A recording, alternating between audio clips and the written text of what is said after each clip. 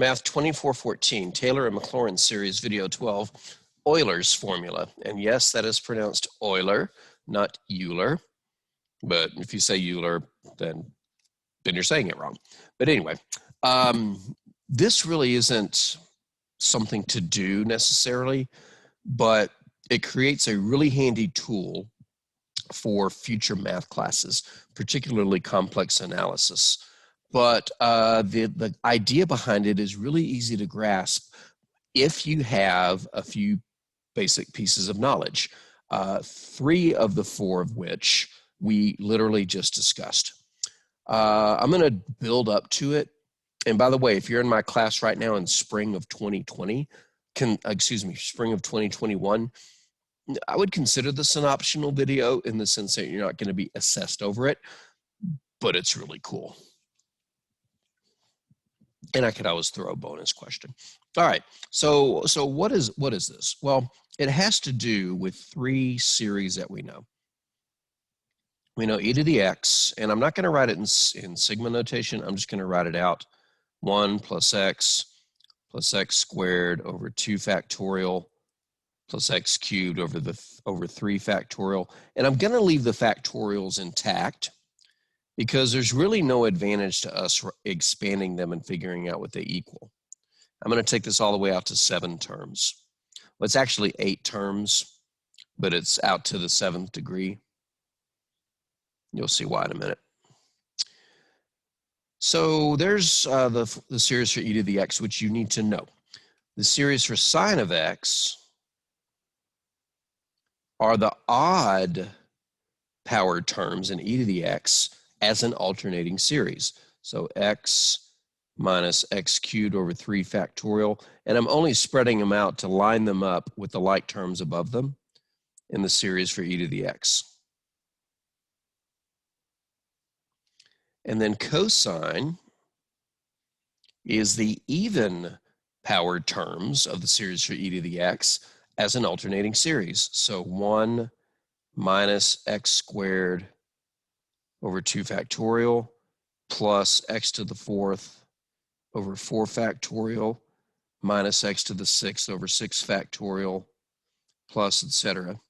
And you might be thinking, well, I just saw the previous video and you said this already because, well, you kind of said something like this because in the previous video, we took the sum of these two, we took the sum of sine and cosine, and the result of it was basically this series, if you can just compress it down to one line, 1 plus x minus x squared over 2 factorial minus x cubed over 3 factorial, et cetera, et cetera. So does that mean if we add sine and cosine, we get e to the x? The answer is no, because when we add sine and cosine, we get that alternating series with a alternator with a period of 2, and we don't quite get e to the x. But what if I told you that there was a way to combine these and combine sine and cosine to get something for e to the x? Now, what could that possibly be? Well, I'll give you a hint. It's not real. The 4th piece of information you need in order to pull off Euler's formula is very basic knowledge of imaginary numbers. Now, I mentioned in class that at this stage of calculus, we don't do calculus with imaginary numbers. That's later. But we can use some right now. Keep in mind when I say imaginary numbers, I mean numbers that have an I on them, where I is defined to be the square root of -1, meaning that I squared is -1 because when you square the square root, it cancels. If we multiply by I again, we get -I. And if we raise I to the 4th power, we end up getting 1. And again, I'm not going to, something's missing here. Oh, no, it isn't. I is equal to I. I to the 1st power is I. In fact, let's get rid of that square root of -1 in there. That's just the definition of I. It's defined to represent the square root of -1. But I to the 1st is I squared is -1, I cubed is -I, and I to the 4th goes back to 1. And because we're back to 1, that means that the pattern is cyclic with a period of 4, meaning that if I do I to the 5th, I would multiply this times I, which would give me I, and I'm right back up here. So I to the 6th would be I times I, or I squared, which is -1. I to the 7th would be -I. Then I to the 8th would be +1 again. And of course, I to the 0 power is 1 because anything to the 0 power is 1. All right. So if you understand powers of I, which really are all just a spin-off of the fact that I squared is -1, then you can actually weave all three of these series together into one nifty equation called Euler's formula. Imagine that. And how does this go? Well, it starts by taking the power series for not e to the x, but e to the I times x, which would work just like the power series for e to the x, except every x would be replaced with I to the x. So I times x plus ix plus ix squared over 2 factorial plus ix cubed over 3 factorial. And I'm going to take it all the way out to 8 terms again. Ix to the 4th over 4 factorial plus ix to the 5th over 5 factorial plus ix to the 6th over 6 factorial plus ix to the 7th over 7 factorial plus. Okay. Now, every one of these has I to a power. And based on the previous comments about I, we know what all of our powers of I are. They're cyclic. They repeat with the power with a period of 4. I like to think of them as a circle. For example, I to the 1st is I squared is 1, -1. I to the 3rd is -I to the 4th is 1. And then I to the 5th takes us back up here. So if you just know that you start your powers of I here, I to the 1st power that is, then you just work your way clockwise around here to get subsequent powers of I. Keep that in mind. All right, so let's see if we can clean this up. The first term, we can't do a thing. It's just a 1, nor can we do anything with the second term. Well, what about the third term?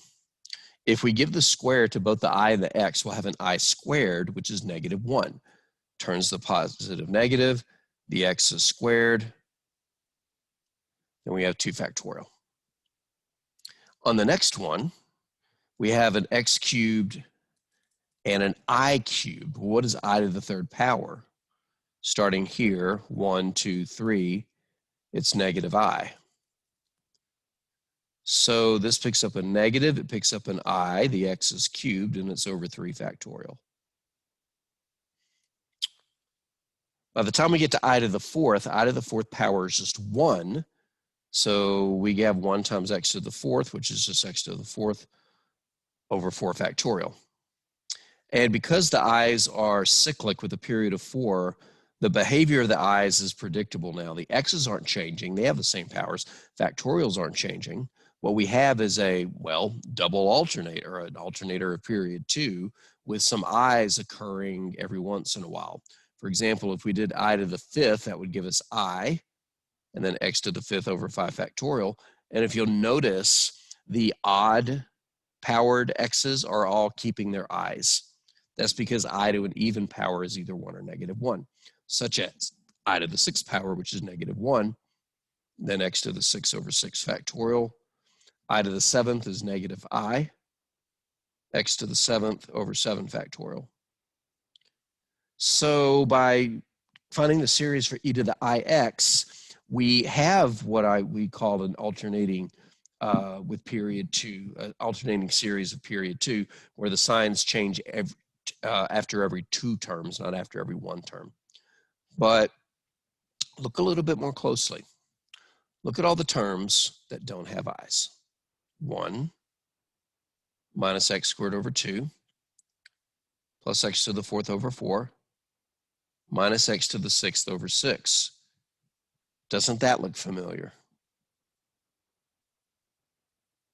1 minus x squared over 2 plus x to the 4th over 4 factorial minus x to the 6th over 6 factorial.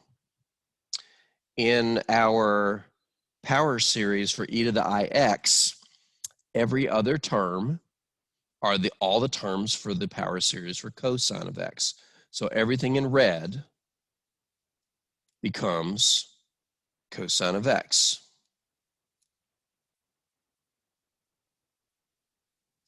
Now, let's look at the odd power terms. Are these the terms for sine of x? Well, sort of. If you look at the power series for sine of x, it's x minus x cubed over 3 factorial plus x to the 5th over 5 factorial minus x to the 7. So it's odd powers over their factorials, alternating signs, starting with positive. The ones in green, odd powers of x over their factorials, alternating signs, but they all have an I on them. Wait a second.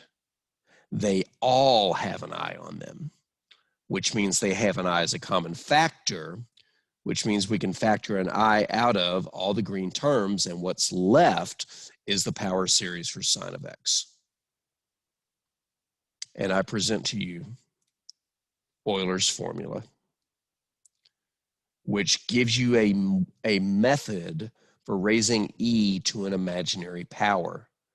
For example, let's say I wanted to figure out e to the pi I.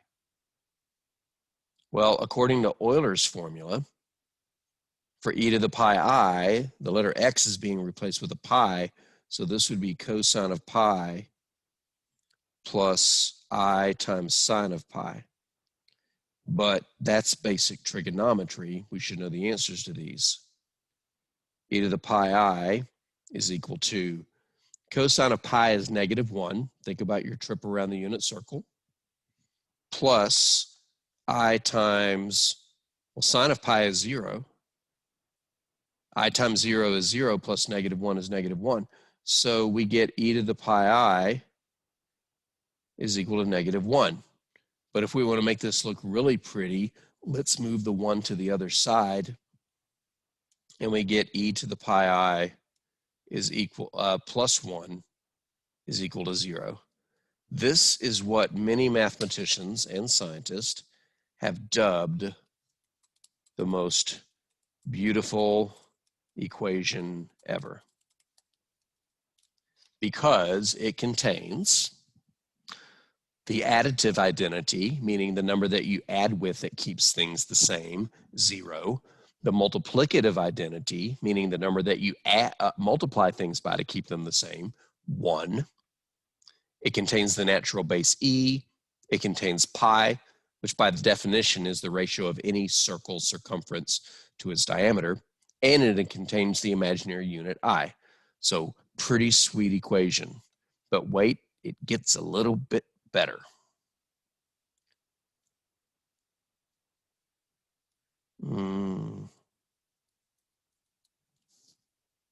Make sure I can make the transition here smoothly before I take us down a rabbit hole.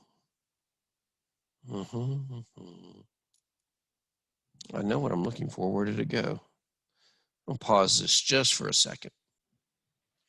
All right, I was correct on what I was thinking. I just didn't want to get started on the wrong foot.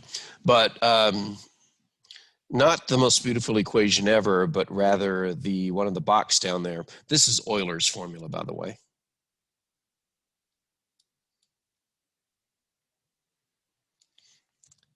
Euler's formula allows us to come up with another really nifty theorem. And I'm going to show you what the theorem is, then I'll tell you its name. But the theorem is how to raise a complex number to a power. And we'll take a complex number of the form cosine theta plus I sine theta. Now, not all complex numbers have this form, but without going too far down the rabbit hole, all of them are a multiple of a number of that form. It's really not that hard to figure out what the r and the theta would be if you draw a good picture, but I digress. Let's say you have a complex number of the form cosine theta plus I sine theta. For example, maybe theta is pi over 2. And you know what? We'll do an example with theta equals pi over 2 in a minute. But you raise that to a power.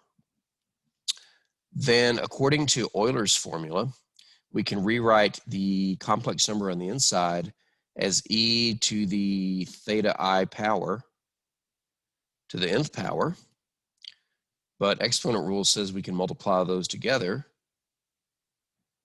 Multiplication and more exponent rule says that we can write it like this, e to the theta n to the I power. That's not how I wanted to write that. E to the theta n times I. And now we can let this theta n take the place of this x here. And we would get cosine of theta n plus I times sine of theta n. And if we take the beginning of this equation, let's move it down here, and the end of this equation, missed a parentheses, and glue them together, then we get something called de Moivre's theorem. It's French, so you don't pronounce the R at the end. Such a wasted consonant. And you might be thinking, well, what the heck is all this? Well, for example, let's say theta equals pi over 2 and n equals 6.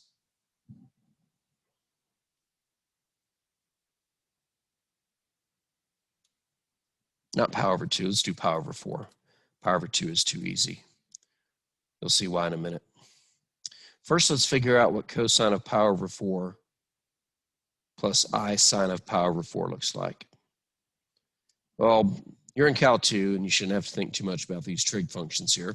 Both of them equal the square root of 2 over 2.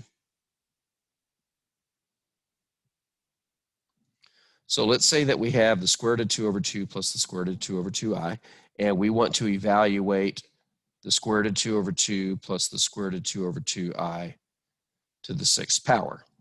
Now we could write out that 6 times, write that parentheses out 6 times, multiply it all out, be very careful with the i's, and then get an answer. But what de Moivre's theorem says is because you are raising cosine of pi over 4 plus I sine of pi over 4 to the 6th power, de Moivre's theorem says take that exponent and just multiply it times each of your angles. So we would get cosine of 6 pi over 4 plus I sine of 6 pi over 4. Excuse me, there should be a closed parentheses there and an open one there, or no parentheses at all. Just multiply each argument of the trig functions by the exponent, 6 pi over 4, plus I sine of 6 pi over 4. And I'm fully aware that 6 pi over 4 reduces to 3 pi over 2, but let's just whip out a real quick unit circle because pi over 4 is a quarter circle, and let's travel 6 of them. 1, 2, 3, 4, 5, 6. So 6 pi over 4 lands over here at -1 comma 0 in the unit circle. And remember that on the unit circle, cosine is the x-coordinate, so we have -1 plus I times, sine is the y-coordinate, I times 0, is equal to -1. And so the answer to this raised to the 6th power is actually just -1. There are more things that you can do with de Moivre's theorem, but considering that this video is optional, and if you're still watching it, then kudos to you. De Moivre's theorem is just so handy and a direct consequence of Euler's formula. Maybe it's vice versa, but I don't remember the historical development of them. All right, well, that was fun.